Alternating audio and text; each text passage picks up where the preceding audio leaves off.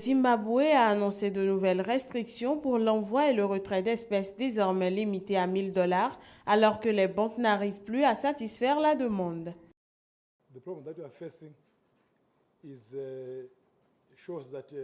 Le problème auquel nous faisons face montre que le système de multidevises ne fonctionne pas. Comme vous le savez, sous ce système, nous sommes censés utiliser 9 devises.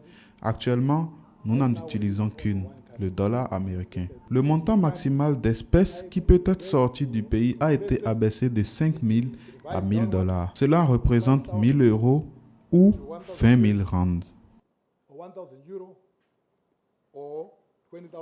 La semaine dernière, le pays a donné un an aux banques étrangères dont la Barclays et des établissements sud-africains pour céder 51% de leur capital aux Zimbabwéens noirs.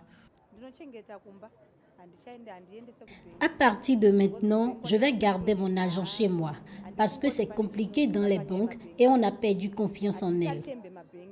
La décision du gouvernement a été annoncée par le ministre chargé de l'indigénisation de l'économie. Elle a été publiée au journal officiel, mais elle a été aussitôt contestée par plusieurs autorités, parmi lesquelles le gouverneur de la Banque centrale, le Premier ministre ainsi que le leader de l'opposition.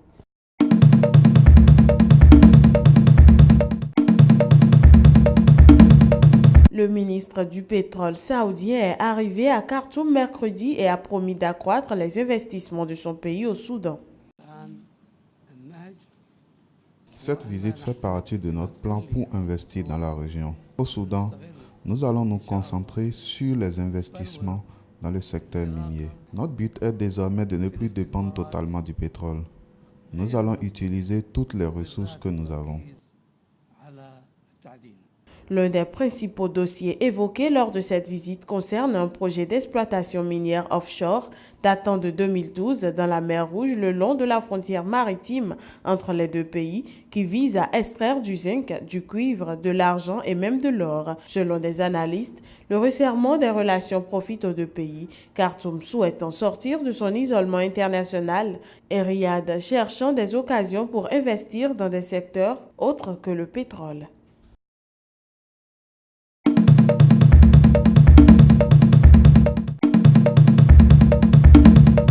Des centaines de journalistes égyptiens ont réclamé mercredi le limogeage du ministre de l'Intérieur, Mahdi Abdel Ghaffar, en guise de protestation contre l'arrestation dimanche de 2 reporters au siège du syndicat des journalistes.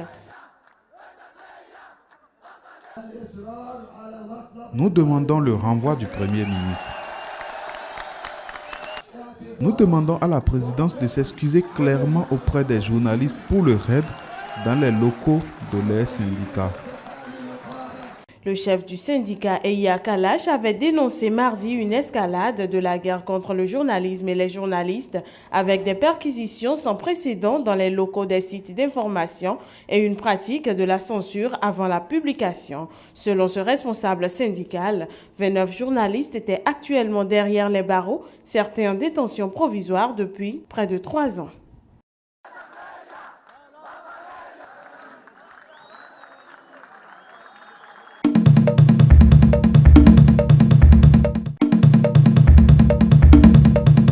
Madagascar a accueilli dimanche son premier rallye de montgolfière destiné à promouvoir le tourisme dans le pays.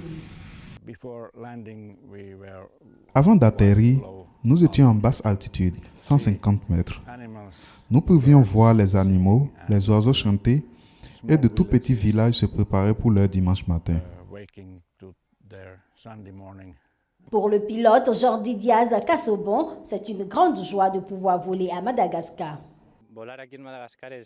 Voler ici à Madagascar est très impressionnant. Aujourd'hui, nous étions au-dessus des baobabs et c'est un paysage que nous ne connaissons pas en Europe.